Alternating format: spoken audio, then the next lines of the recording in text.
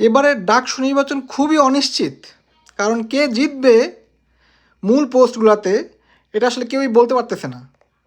প্রত্যেকটা প্যানেল থেকে খুব শক্তিশালী কিছু প্রার্থী আছে, যেমন একদিকে আছে উমামা ফাতেমা, অন্যদিকে সেম পোস্টে ভিভি পোস্টে আছে ফরহাদ, সাদিক কায়েম, তারপর অন্যদিকে আছে মেঘমল্লার বসু, তারপর আছে বিএনপির একজন হামিম। সো প্রত্যেক দিক থেকে শক্তিশালী প্রার্থী আছে, এবং যেহেতু এবার কোনো নির্বাচিত কোনো সরকার ক্ষমতায় নাই, সেহেতু এবার মাঠ অনেকটাই খোলা, ওপেন, ফিল্ড ইজ ওপেন।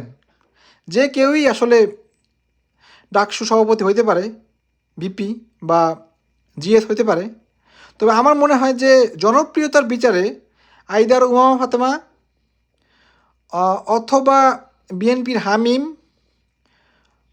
অথবা বৈষম্য বিরোধী শিক্ষার্থী পরিষদ যেটা আছে, আমার মনে হয় বৈষম্য বিরোধীরা একটু ভোট কম পাইতে পারে, কারণ শেষ কিছু দিনে যে অবস্থা, ওদের অবস্থা সেরকম সুবিধার না।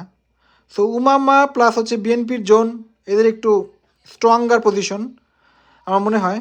আর বামপন্থী যারা আছে, যেরকম মেঘমল্লার বা ইমি, বামপন্থীরা তো কখনোই ক্ষমতা আসতে পারে না, ওরা হয়তো কিছু ভোট পাবে, বাট আমার মনে হয় শেষ পর্যন্ত আইদার বৈষম্য বিরোধী উমামা অথবা শিবির, বিএনপি, এদের একজনই হবে।